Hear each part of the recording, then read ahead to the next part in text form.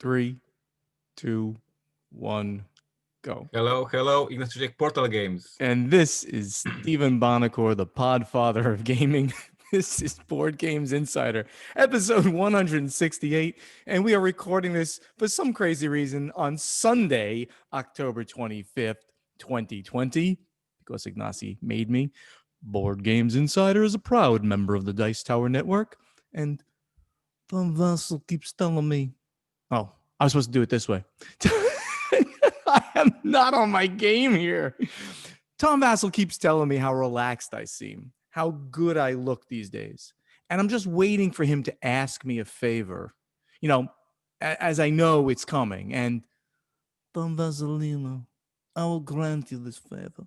But someday, and that day may never come, I'll call upon you to do a service for the Podfather. But until that day, accept this justice as a gift on my daughter's wedding day. I just love doing Brando as the Godfather, Ignacy. I have to admit it. Any opportunity, I'm going to do that. How are you? These intros are getting longer and more epic every single week. Good. At some point will be a podcast about theatrical and theater and role acting, etc. Oh, I like that. Yeah. So I'm laughing so much because we're doing this on an off day. We're doing it on Sunday, as I said just now. And I was completely screwed up. I got on Skype first and not on Zoom. And then I forgot how to start this up. And it was, I'm off. But we're going to have a great show here today because we have a lot of very interesting things to talk about. Right. So, yes, it's all because Stephen is a special guest of honor or my live stream for Essence, and he's so excited that he's like, he cannot cope with that. I cannot cope. Right after this, we'll talk about that in a second. But tell us about what's going on at Portal Games headquarters, and then we'll move into some other coverage. Yeah, Portal Games headquarters, of course, Essen. We just finished it. To be honest, we are still running Essen. At this very moment, we are running a Polish live stream right now. And when we finish recording, there will be one more stream in English. And it's the end of the 4 days long marathon of live streams and events for our fans. So Essen was the news of the week. And of course, at Essen, we released a new products. That is Treasure Chest for Robinson Crusoe. That is Detective Season 1. Finally, released the worldwide. That is Monolith Arena Golems. But first of all, Ignacy is super tired after these 4 days of live streaming. And this is interesting part. Of course, many years we were talking about Essen, how exhausting this show is, how busy it is, and that we need to recover for a couple of days after the show. And this Spiel Digital, of course, is a different beast. But yes, I'm tired after streaming for 4 days long, being excited in front of the camera, engaging with the customers on the live streams. It is also a very exhausting 4 days. So I'm recovering. My team will be recovering tomorrow as well. And I guess in the next episode, we will once again discuss the strict dates and pre-orders, etc. But this week, I dedicate all the news, everything about Essen Spiel. Yep. Very good. Oh, so I go. That was quick. Boom. And one more thing, yes, because I saw in the show notes that as always you support me and you add news about my company, which is very nice of you. I'm on Facebook. I'm back on Facebook. He's back. More than 3 months of fight, and to sum this whole mess with the positive light, I was saved by Portal Games fan. One of many fans of Portal Games decided to help me, and he contacted the right people. He was fighting for a couple of weeks, being in touch with more and more higher people in Facebook, and unfreezed me. So as we always say, we love our fans. We do a ton for our fans. Both me and Stephen, we were always customer oriented on Twitter, Facebook, conventions, and now the karma is back. Literally, one of our fans, person who loves the brand, said he's sacrificing his time, his free time, and he's going to save my account, and he did it. So very nice end of this whole mess. Ignacy said, "I'll be back," and he's back. Very good. Yep. So I'm going to continue doing impersonations. Is my Arnold any good? All right. What's going on with the Podfather of gaming? Well, as usual, we're going to continue with the happy hour with the Podfather. We've had some people from the the podcast, Ignacy, show up, which is really nice too. Every once in a while, somebody shows up because they hear about this. So if you're either a friend of mine on Facebook or you follow the Podfather of Gaming Facebook page, please do that. You'll see the event, which happens every Thursday at 7 p.m. and every Sunday at 4 p.m. Eastern Time. Please check us out. It is a fun 1 hour where we have a drink together or just hang out or just talk about what's going on in our lives. Some people have got some interesting business things that they've been doing, and it's been fun addressing those. And of course, the fears and concerns that we all have right now. So please check us out. As I said, every Thursday, 7 p.m., Sunday, 4 p.m. Eastern Time. I'm still continuing as co-host on Board Game Breakfast, the Thursday 10 a.m. Eastern Time edition. We do news, which of course we do them here too, but we do it with a little more flair there with Tom and Z. We yell at each other a lot.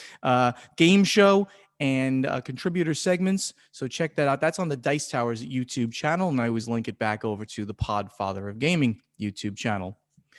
So in news, I mentioned last time we did this on episode 167 that I was renting out a theater. Yep. And bringing the Dice Tower crowd and some friends together, and we're going to have a private watch party. Well, we did that. We saw Tenet, which is excellent. And no spoilers, please. No spoilers, but let me just tell you, I have to see the movie again. So obviously it was either good or weird, but it was both.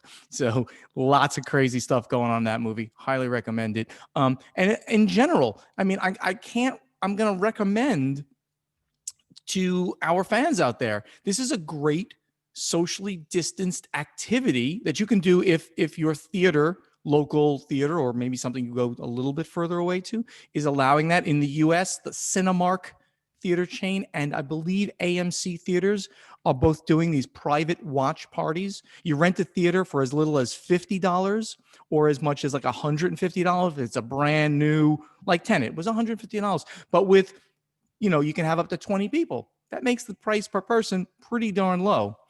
So it was a great time out to see Tom and Z and Jason all in person. It was lovely to do it and a great movie experience. And then we had a nice dinner. We separated for dinner, but we had a dinner in the same restaurant.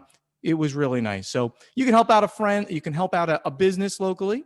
And of course, you can have a good time with friends or family, a nice way of doing it. And there was like nobody there. So these theaters are really struggling. So we barely saw a person there while we were in the theater complex. And this was one of those 20 theater complexes. Nobody was there. So amazing, amazing time. In gaming, we've had put Gloomhaven on the side for several weeks, but we're getting back to it tonight. My Pathfinder game is rocking it. Doing some great role playing there. We had a little hiccup where some players changed up, but it's going great. And I had a thought. This is a general thought to. What are you holding up there, Ignacy? See, I love this when people have to now come to us and they have to watch the YouTube channel. Go ahead. I bought it this week. Curse of Strat campaign for D&D. So this is my plan for the spring season. Oh, very cool. I just picked up this at when I went to do the movie theater with the Dice Tower. We stopped in at a local game store, Adventure Game Society in Davie, Florida. It was close to the movie theater. Great, owned by Brian Dalrymple. Brian Dalrymple, he's an icon in the industry for years. I picked up a Pathfinder book while I was there too. So I had this thought, by the way, that any of our listeners, if want to take me up on this, I've done this before. If anybody wants me to appear as a one-time shot as an NPC in their role-playing game, like over Zoom or whatever, whatever they do, I'd be happy to do that. What's that? Doing voices? Well, doing a character. Like I've done this for the Incorrigible Party. There are a group of people I know. I see them at usually, I believe, at Origins every year. Really cool people. And they just asked me. They came out, and it's about a year or so ago. It was before COVID. They said, "Hey, would you like to be an NPC for a one-shot thing? It might come back at some point." I'm like, "Yeah, it'd be great." So I spent like an hour or so hanging out with them, and yes, I did. I was a Rutgar Alebender, a dwarven brewer. I'm kind of short, and I love beer. So I had this great accent, and I did that. I had a great time. So if anybody else wants me to do a one-shot appearance as an NPC, let's arrange it. Reach out to me on social media, and we'll see if we can set up a time that's mutually convenient. That would be a lot of fun. So I just a hate, I thought. hate, I hate to listen to your news segments, hearing about all this fun you have. This is like, Tom keeps telling me I've never looked better. I've never been more relaxed. He's looking for a favor. I'm telling you right now. That's what's going on there. I'm going to post a photo and video of the week. I'm going to post some photos. Didn't take any video of the Dice Tower gang and us at the movie theater, so you'll get to see some of those. Check that out on my Facebook Podfather of Gaming page. That's it over here. We got a lot of news to talk about, so let's get to the event deck. So Ignacy, Essen obviously was this week and is still going on a little bit now that it's Sunday, but it's the last day. You had a very big part, your company did, in this. So give us the publisher perspective on it, and be honest. I'm going to be honest because I did a little bit as a gamer for it. So tell us about how the publisher perspective was for Essen. I have a ton of points here to make, so probably Essen will dominate the whole podcast, but the con is so big and so important for the industry that it deserves the whole episode, or almost the whole episode. And of course, so first things first, if we compare to what they achieved building the whole platform, the whole website, Spiels DIGITAL, with all these booths, all these sections of the website, all these search items, the amount of the work and the quality of the work is like mind-blowing compared to everything that we already saw this year. So we saw quite amazing virtual conventions that we discussed earlier this year. Tom Vassell did the Dice Tower Spectacular. The whole event held on the YouTube, great content, video content. Board Game Geek went for the Discord channel and Tabletopia events, and everybody was able to play board games on Tabletopia. Gen Con went for the event. It was like a list of events that you can attend, and everybody was able to submit these events, and every publisher was doing something. Essen built the whole system. They built the whole, like maybe not a clone of Board Game Geek, but basically the huge base with every single game released was there, with the pictures, the videos, description. You were able to do a live streams. Amazing work. So first things first, even I will complain, of course, a little bit. Of course. And of course, not everything worked perfectly well. Let's put it in perspective. In a few months, they built the whole big epic system that will hopefully work for years for them. Like even if COVID is gone, we can see Spiel Digital as a part of the convention scene. So kudos for building the whole system. This is my first message.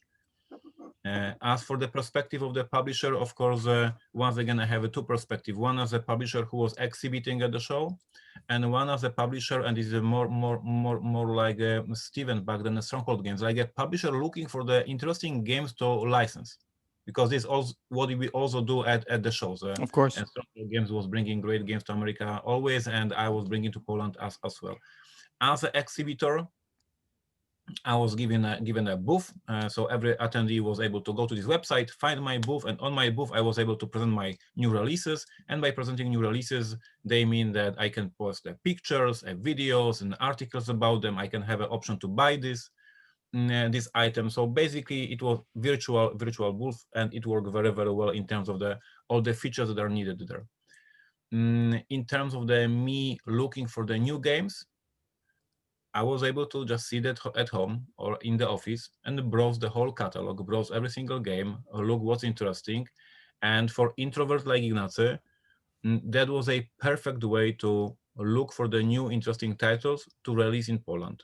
What we do in shows during the real Essen Spiel, as Steven is always making fun that he has a meeting every 15 minutes, the next meeting. True. Here I had my time.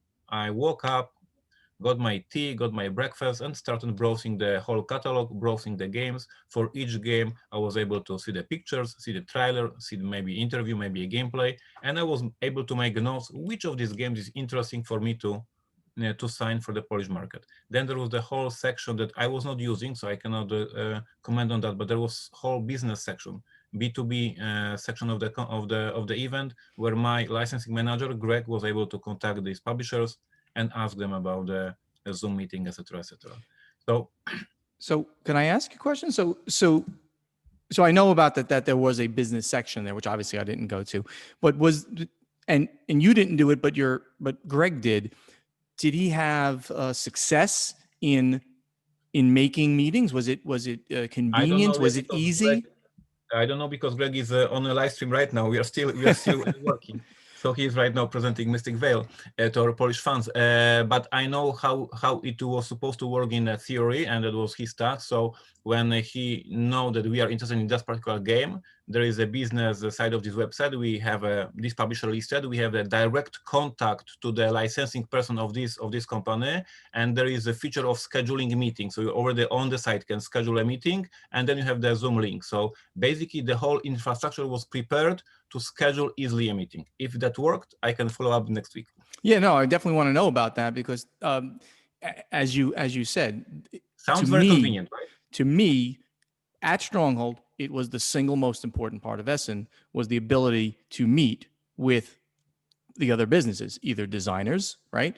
They're pitching a game, a designer, or another publisher to license the game for the North American or English worldwide market. So that's an important thing, and I have no insight. I'd love to hear how Greg did with that. So maybe you can report back next Now this week on is that. also very interesting. Once again, like I was looking for today's podcast and of course future discussions about the whole event, the plus sides and the minus sides. What was good, what was bad, and now with back then when you were working on Stronghold games, imagine situation that your friends from New Jersey that you mentioned, you have all this team of geeks who love board games, and then you consult with them Sure.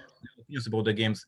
You were able right now during the Essen to tell them, hey guys, everybody go to Essen Digital, everybody go to Tabletopia, check all these new releases and follow me which game I should sign on the show, because they were able to check every new release from New Jersey, check these games, or look for what's interesting, check they can play on Tabletopia because most of these games were on Tabletopia, and they can call you, hey Stephen, this is this amazing game from Czech, sign it, sign it, sign it, sign it, and you do a meeting. So this is allowing your team to search for the interesting titles in a real time, and this is mind-blowing for me that we were able to do that. So yeah, and I can see that that it could if if you had the infrastructure of people, You have a team. Yep. but here's the thing. So and I love the fact that there was the business to business side, and it would have been able I would have been able to do it, and I want to hear more from Greg. So next week, hopefully, we'll do that. But as a gamer, from what I saw, I was, I'll say confused, but that's not exactly it, because I was able to navigate what they put up, which was astonishing. I agree, but what they did was amazing to do it. But it certainly is not the Essen experience. We have to be honest. It is not. We need to discuss this is event that has nothing to do with the Spiel real one. Right, because there the energy in the halls are just incredible. The people, you go from booth to booth to physically look and touch the games and play the games. So this was not that, of course. This goes without saying. But I also, on the next level, I just found it hard to, even though it was set up as well as they could do it, hard to go and go to every one of these sites. The way that I normally get it, I'd go to Essen, right? And Paul Inkeo would be there with me, right? And he and I beforehand would go through the lists of games that were posted on Board Game Geek, and I would look at the ones that I kind of liked, and he would look. He'd say, "See, we got to look at this one." I'm like, "Oh, it looks like a little dull, but okay." Paul says it looks really good. It's got hotness on it. Okay, great. We'll check that out when we're there. Besides going over to, of course, Board Game Geek with their list, I didn't find it easy to just navigate through the publishers' quote unquote booths. There was just too many to go and click, and it got just dull for me to do so. So that was not a great experience. That's just a thought from a gamer's perspective. There are I see here two interesting points. First of all, every single game released at Essen had this star icon that people were giving stars to show that they love the game, that it is hyped game. But I didn't find a function to browse games based on these stars, which is like kind of stupid. So if the games are popular, why I cannot find all these the most popular? So that was missing opportunity or very well hidden function of the website. So this is where you are not able to see the hype virtually, while that Yes. could be very, very easy.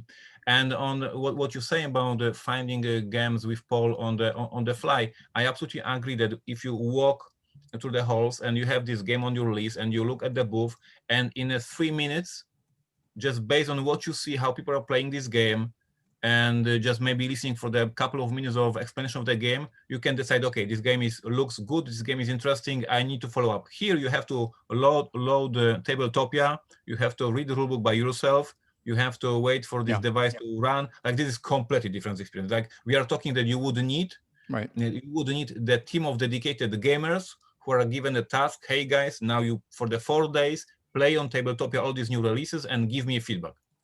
And it is impossible for you to just look for 2 minutes and, okay, it looks hot. This is I signed Polish edition of the Crypto, amazing game, strongly recommend. Sure. After 15 seconds, based on the prototype, the gathering of friends of Alan Moon, thanks to Stephen, I was invited. They were having a prototype. I was passing next to the table. I see Z Garcia laughing. I stopped to see what's happening. After 15 seconds, I saw that this is a mind-blowing game, and I signed the contract on the fly. Nice. It is impossible to do this on Tabletopia, on virtual Essen, when I have to check the game, load the Tabletopia, read the rules, blah, blah, blah, blah, blah, blah. Of course, absolutely. Different experience, different teams, different skills, different abilities needed to do that. But I think your point that if you had the people to work the show, the virtual show, you could do it. This is kind of a funny statement.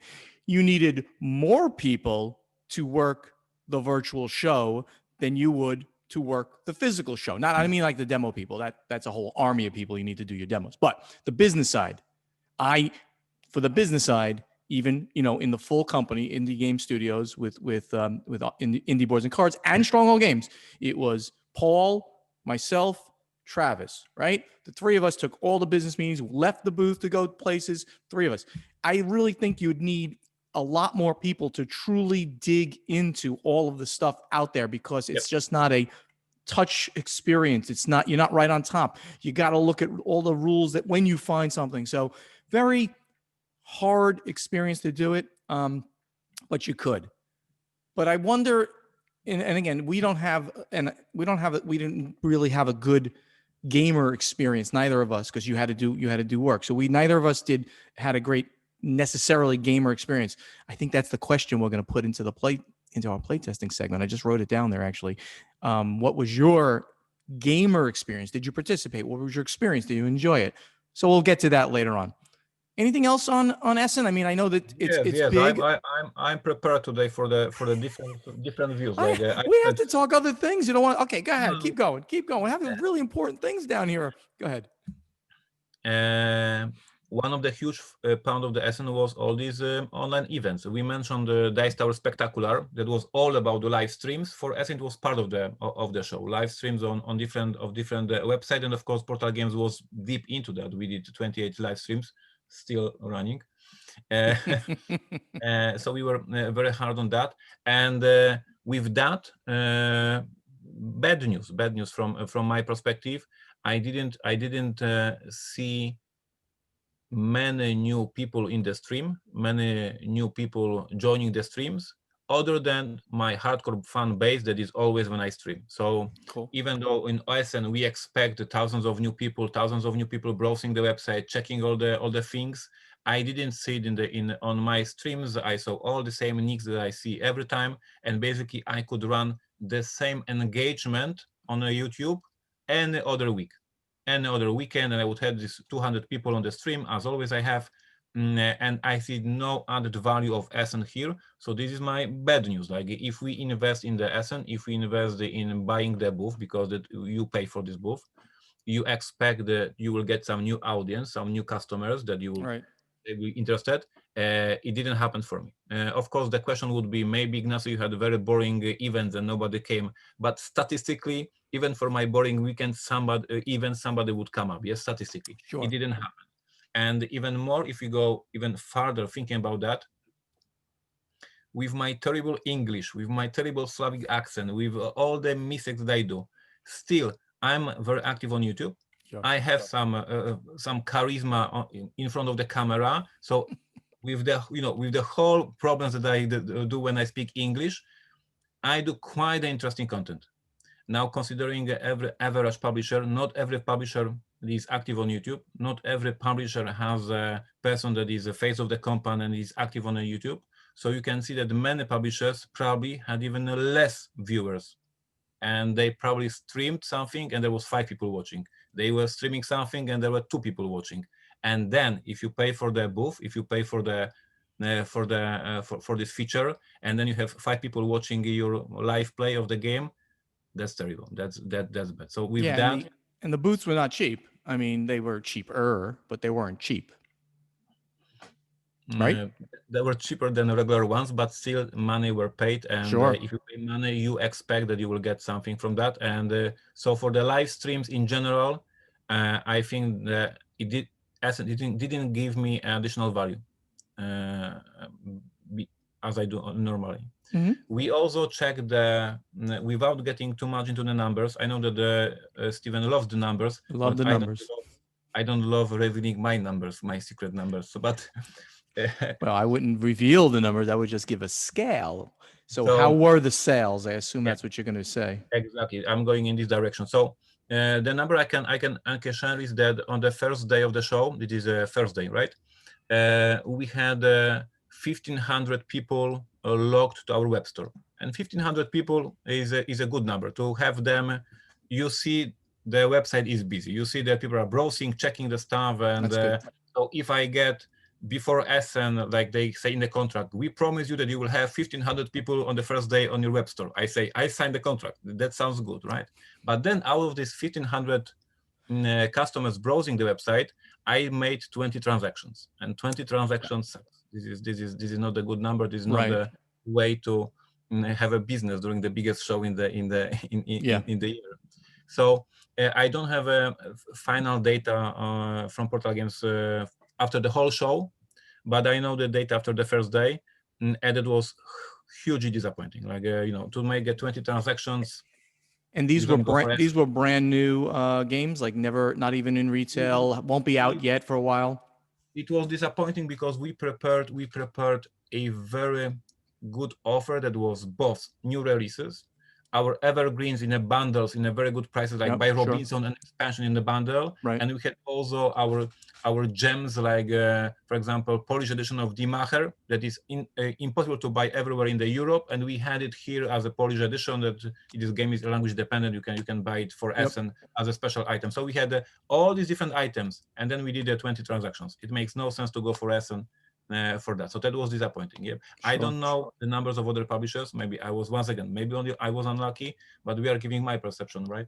Yep. So I have a feeling it's going to be something similar for most publishers, but that's, I mean, obviously that's just a guess, but we'll see. I mean, wait till we hear from other people. This is like brand new news, right? We are here on the last day of Essen talking to everybody, and they'll hear about it. This is coming out on Wednesday, so they'll hear about it in a few days. So it's interesting. I mean, that's a really interesting perspective. And as I said, as a gamer, I didn't have a great experience trying to navigate around and do things, and I certainly couldn't really play anything easily, just real easily. And my question is to you and to our fund, because I was, of course, thinking about this because this is my money that I'm not earning. So I'm thinking, what's happening? Why they are not buying? What's the problem? And my guess, my gut feeling is that when you are on this physical Essen, you see the game and you are on the fly, you are on the moment, like, okay, I buy, like whatever. Like maybe you don't need this game, but everybody's buying. Everybody has this game in their in their hands, and you are buying that. Here, when you are sitting at the desk at home, there is no this peer pressure, yes, of everybody talking about this game, buying Right. it. And then you may think, hey, I can buy it 2 weeks later in my online store. I can buy it on Cool Stuff INC, 30% off in 2 weeks. There is no this pressure to buy it now or never. Like in Essen, there is. In Essen or at GenCon, yes, oh, it's going to be sold out, buy it, it's hot item. Everybody wants to go back home with this hot item. Here we are buying online. You will get this freaking package from Germany 2 weeks later. 100% is part of the psychology when you're there in the moment and it's and you played it and you and you saw it and you know it's going to sell out. You want that item. Absolutely part of the psychology. So and when we travel, we want always to bring something to remember. So I have all these games. I brought this game from Essen 2016. This game from Essen 20. We want to bring something. Yeah. Here you're not bringing from website. This is like you're just browsing the website. So you don't need to have this memory of SN20 to I bought this at 2020. No, you bought it on online store, right? Yeah, that's right. So that was as I said, after the first day. I don't have a final data from my sales team. I just checked it on after the first day, but it was disappointing. We need for more information from other publishers, but this is in terms of the sales, right, and the traffic. So overall, mixed opinions from me. After these 4 days of work, I spent 28 live streams. I spent all 4 days in front of the camera, talking to fans, engaging with them. And kudos to Essen for building amazing platform. Kudos to everybody who was there. Kudos to everybody who provided the content. Oh, one more shout out if I can. But don't worry, it will be shout out in the Slavic way, so I'll be complaining along with shout outing. So this is Ignacy's way. Official Messe YouTube channel was also streaming, and the numbers of this on this stream were very high, were amazing. There was more than 1,000 people watching at once. So these are a very good numbers. These are numbers that even Tom Vassell and these celebrities from America don't have. 1,000 people online at once, amazing numbers. The production value, very high. I strongly recommend to check everybody to check these movies, like just to see the lights, the table, like the production value. But it was in Germany. And of course we understand that this is German show, but if this show has to be international, so I just watched a couple of minutes. I saw the production value amazing. I saw everybody's there, 1,000 people watching. Kudos, but I understand no shit, right? So this was the Spiels channel, right? That's what you mean, right? Not the Messe. The Messe is the convention center, but the Spiels channel, who run the show. Dominique and that whole group, so they're great. German side of this sounds very good, like a lot of attention, a lot of audience, very high quality of the content. I didn't understand nothing. Let me ask one question. Was it very serious? They were very serious, right? No, there was young people there. There was you sure? Oh, come on. Okay, so do you remember that panel? We're going to reminisce a little bit. Yeah. That panel that we were on about the state of the industry. It was like so serious. Everybody was so serious in the audience and on the panel, and I just kept making people laugh. I just felt like I'm gonna be stupid American here. I'm just gonna say stupid things about Ignacy and about Eric Lang. Remember, I just kept making fun of you guys, and they kept laughing. So. Well, that's interesting. I appreciate that. Any other comments you want to make on Essen? Or? I need to sleep with all the experience I had, and probably will get back to the show a couple of times later during the year, because this is the biggest show. They had what is also very important to note. They had the most time to prepare. Like when the COVID started, and suddenly Origins not prepared, they don't know what's going on. Then Gen Con has these 5 weeks, and they had 4 months to prepare. They spent them, in my opinion, they spent them well. They prepared a very great website. They prepared all these features. Mm-hmm. So nice preparation. My concern is that audience, there was not enough audience for in my opinion, but I might be wrong once again. Yeah, I guess we got to wait to see the numbers and how they can quantify what they did. I'm sure they will spin it very well, as in, it was very successful.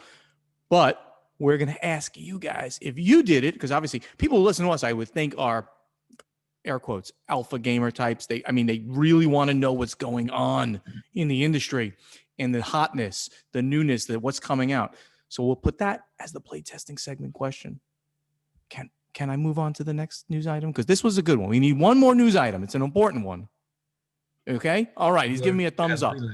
So did you see what I wrote in here for the next news item, Ignacy? I was so focused on Spiel that you did not even see. So this is the Origins Awards 2020 conspiracy investigation. Oh, so we are on fire.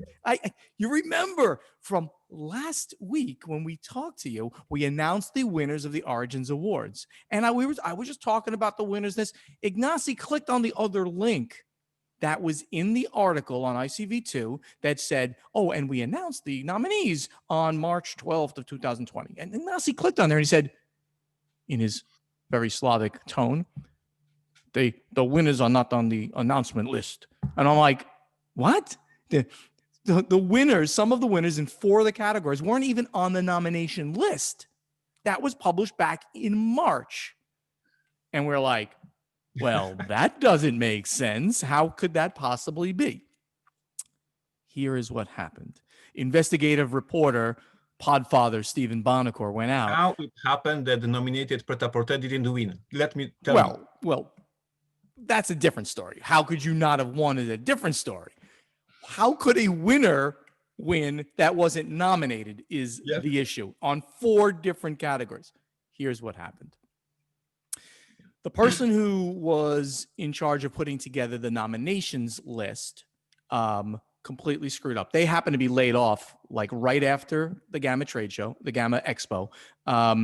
And that's when it was put out on March 12th during the GAMA trade show. They put out the lists. In fact, the media was invited to go look at all of the games that were nominated in a special press room there.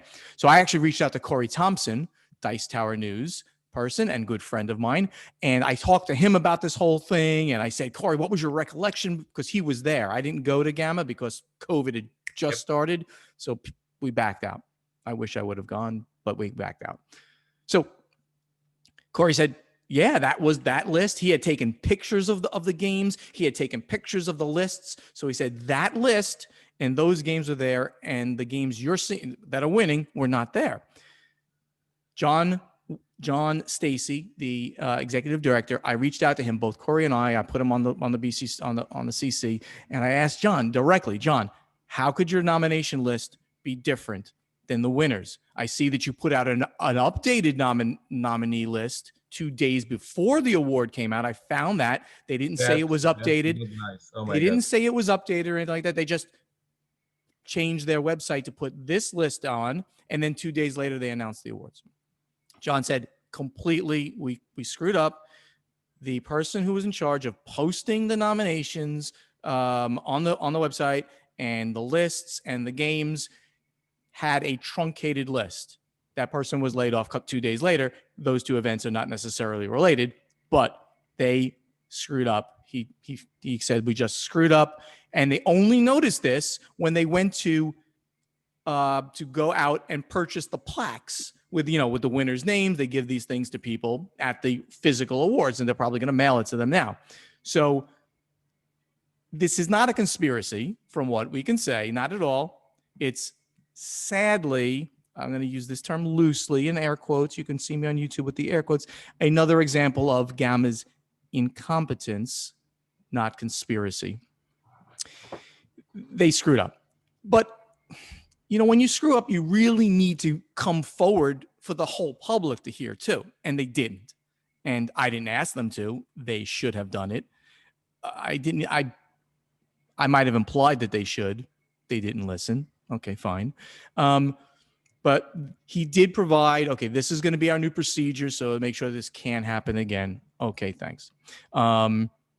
And he asked me, he said, well, we'd like more people with experience with the awards and the history of the awards to be on a committee that's going to, do some revamping of the awards. So to put my time where my big mouth is, I agreed to serve on the Origins Award GAMA committee. Let's see what happens.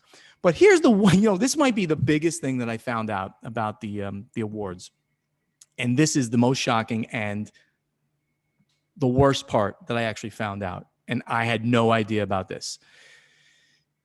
So the game of the year, this is how the game of the year is selected. Everybody votes in the categories. The committees vote, who vote on these awards, and they're industry professionals. They vote on the various awards. And they vote in the various categories, and the winners selected in the various categories. The Game of the Year award is selected after those awards, are tabulated. Those are tabulated. So it says whatever, this is the winner in the board game category. This is the winner in the miniatures category, et cetera, et cetera. They take the winners' names there.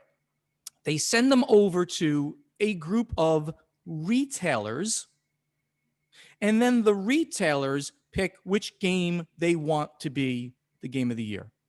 And I was like, what? So the game that wins has the most votes, who won in a given category, isn't going to be the game of the. It's not going to be the game of the year. That's crazy. And the reason they do that is because, well, what's going to sell best for the retailers? By definition, that means that a small publisher is probably never with bad distribution, or isn't going to win. It's going to be the bigger names who are going to then win game of the year. That is so wrong. Here's a Bonacor rant. That is ridiculous. Origins Awards. You don't do that. That makes your awards look stupid. Okay? You don't do that. Does the Spiel do that? Does the Spiel DIGITAL do that? Of course not. They pick the best game. They nominate the 3 best, and then the one with the biggest votes wins. Of course, you have to do it like that. Doesn't matter if the publisher's tiny and they have no distribution. This is the game of the year. Now that publisher will get games to the people who have to sell them. So, if there's one thing that I do on that committee, I'm changing that way. And I have all respect for retailers and the fact that they need to sell games. I'm very big. I did the back to comeback thing. I was very strong on FLGSs. But you cannot have a minority of people like this saying, well, this should be the one because we'll sell more of it, because we can get more of it and sell more of it. Wrong. That is wrong on every level. Bonacor rant over again. If I have any say in a change, that's going to be the one thing that I change. And if they say, well, that's not changing, thanks, guys, I'm out. And for that reason, I'm out. Shark Tank. How about that, Ignacy? Congratulations, first of all. And congratulations on what? I just made myself more work. I don't want the work. I'm retired. So why do I have to do this? I do this because I care. I give a crap. So I do it. But yeah, okay, thank you. And my ammunition for complaining on Gamma is gone. Like I was doing it for years. I'm speechless. Like this organization really needs some fresh start. And in a fun way, in my fun Slavic way, I'm complaining on many news dedicated to Gamma for years now. So I've done it so many times. I guess I will not get apology. Is Pret-a-Porter on this updated, nominated list? Or yeah, of course. It was, yeah. So they just truncated some of the games. Yes, of course you were on the list. Don't worry. They added games to that list that were missed last time. Yes. Crazy stuff. So I guess, Ignacy, we have to go. Maybe, are we going to take a couple of questions in strategy and tactics? Can we? Two questions and we go. Ignacy is very tired. I was streaming for 4 days, speaking in English. It was terrible. Your English is getting really good, by the way. It really is. Oh, it is. Okay, let's go to strategy and tactics. All right, we're only going to take one question. That reminds me, I need to invite everybody for the video of the week on my YouTube. Portal Games something, Portal Games movies or whatever. Yes. I did a game show, and I know that everybody loves game show. Yes. And what I did, I made the teams. One team was Portal Games Poland employees, and the other was Portal Games USA employees. And I was challenging them, giving them questions about the company, and it was ridiculously funny. And I cannot spoil which team won, which team, Portal Games USA or Portal Games Poland, knows the company better, but it is a really silly and funny show. So check it out on YouTube. That's very cool. All right, strategy and tactics. Here we go. Stefano Di Silvio. Doesn't he work? Isn't he the guy that works for? It is not Pendragon. No Pendragon. The Italian company, Giochi Uniti. If that's you, Stefano, cool. But if not, cool anyway. He's at Alas Demigod on Board Game Geek. Many gamers complain about the number of Cthulhu games and say we need more original IPs. Well, I don't complain about it. Problem is, a game about Cthulhu always allows players to immediately immerse themselves into the theme because they know what the world is about. For an original IP to be immersive, designers would have to dedicate space in the rulebook to introduce the settings and players, blah, blah, blah, blah, blah. Of course, wouldn't this represent an excessive barrier to entry for players if a designer approached you with a game that needs 2 to 3 pages of story to introduce theme to players? Would this be a pro or a con in your evaluation process?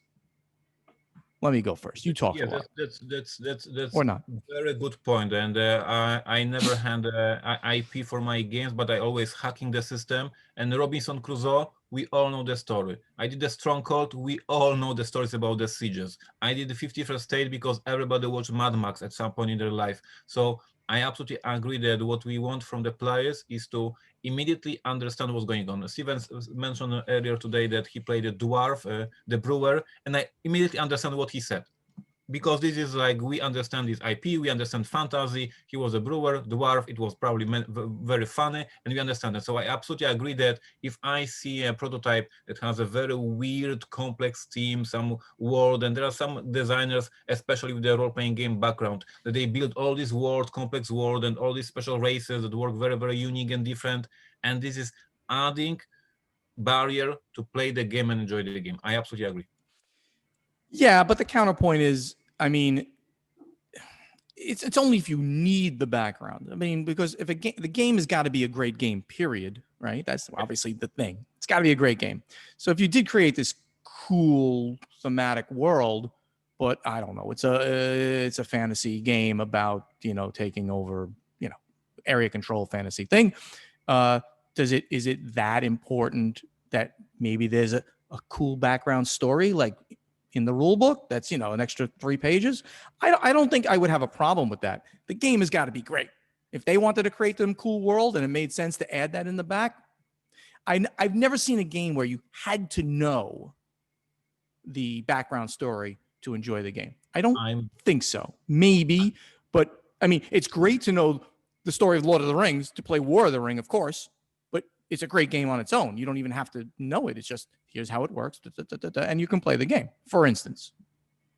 I'm very eager for the feedback for my next game, Vienna Connection. This spy game that is taking place in 1977, and now compared to Detective, Stephen played Detective. You play Detective. You know the story. You saw all these TV shows. You know what to do. Check DNA. Check fingerprints. Like, you know where are you, and you know what the game expects you to do. If you're a spy, you are in the 70s in Europe. That's a different beast. So I will see if the feedback for the game, if there will be some players who will be lost, who don't understand the setting. We are thinking about it very strongly, how to provide the tools for the players to move them to Cold War era. This is a different world.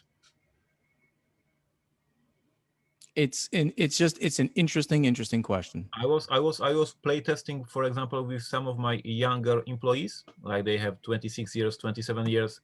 They know nothing about, Berlin Wall, about Leonid Brezhnev, about the Stalin. Like they for them it's like a science fiction, all this 70s and 80s history, and for them it was difficult to understand what's going on, why Soviet problems in the Europe, etc., etc. So yeah. One more question, Ignacy. Okay. Rachel Gordon. She asks a very simple question. With all the games you work on and part of your day-to-day business, I'm curious, how many games are in your personal collection to play during non-business hours with family and friends? How much time do you spend playing games that are not associated with a project for your company? Well, for me, 100% of the time these days, of course, and that's kind of the great thing about my current life, retirement. I'll still play a stronghold game or an indie game, of course, but right now, Gloomhaven, Pathfinder. I got Detective over here. Oh, yeah, so I can show people. Look, I think that I showed you last week. I got myself a copy. I appreciate Detective Enjoy. Season 1. I've got the main one up there. So I'm enjoying myself playing everything, and my personal collection is, I have no idea, 30 feet by 5, 30 feet wide by 5 feet high number of games. It's well over 1,000, I'm sure, but I really don't know. Nasi, do you often play other people's games? Yeah, I have no idea how many games I have. It's always changing. I have some games at home, some games at office, some games in the room to check. So I have no clue how many games I have. As for when I play games other than my work, I play during weekends with my wife, of course.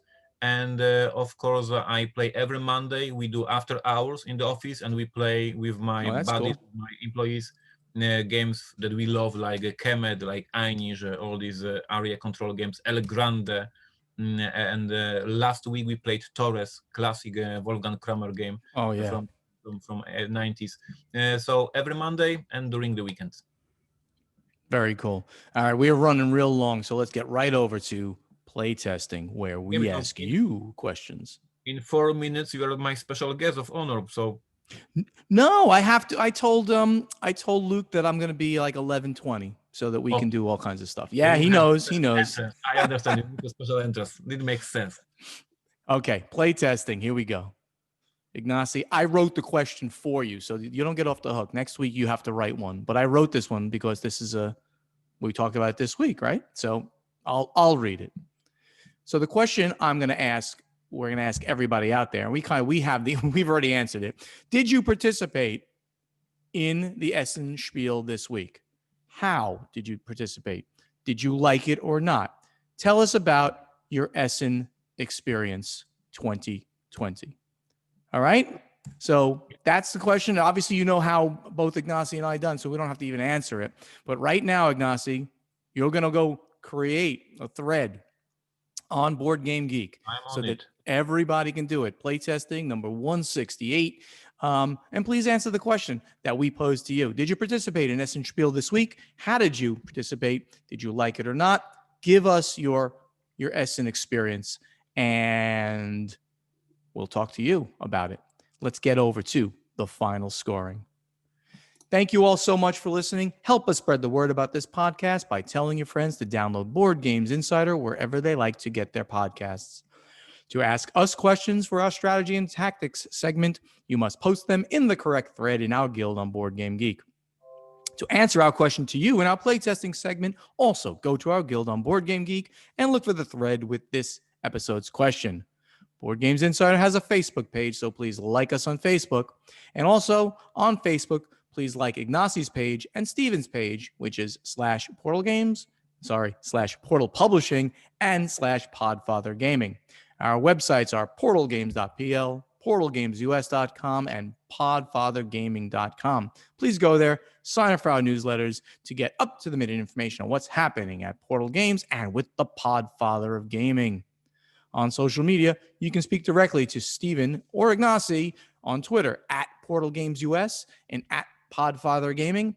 Same on Instagram at Portal Games US and at Podfather Gaming. On YouTube, the channel names are Portal Games Movies and the Podfather of Gaming. We hope to see you next year. Let's all stay together, get through this thing together. Board Games Insider is professionally edited by Matthew Jude from This Game is Broken podcast. And if you'd like him to edit your podcast, please contact him on Twitter or email at thisgameisbrokenpodcast@gmail.com. Ignacy, that closes out the show. Do you have anything new to tell us? You've been slacking I on have giving us nothing new. new to add. I have one more stream to finish Spiel Digital. It was epic. It was exhausting. Thank you for everybody who was in the audience, who was there, who left us a thumbs up, who left us a comment. We appreciate that. My whole team did an amazing job, and thank everybody. Yeah, that was what I saw of what you guys did was some of the best stuff out there, and I look forward to being on that final hour approximately that I'm going to be doing right now. So everybody take care, and we'll see you in a week. All right. Let me save this. Export. It says it's still recording, but I lost your view. Oh, boy, I am not doing a good job here. Now I will stop recording.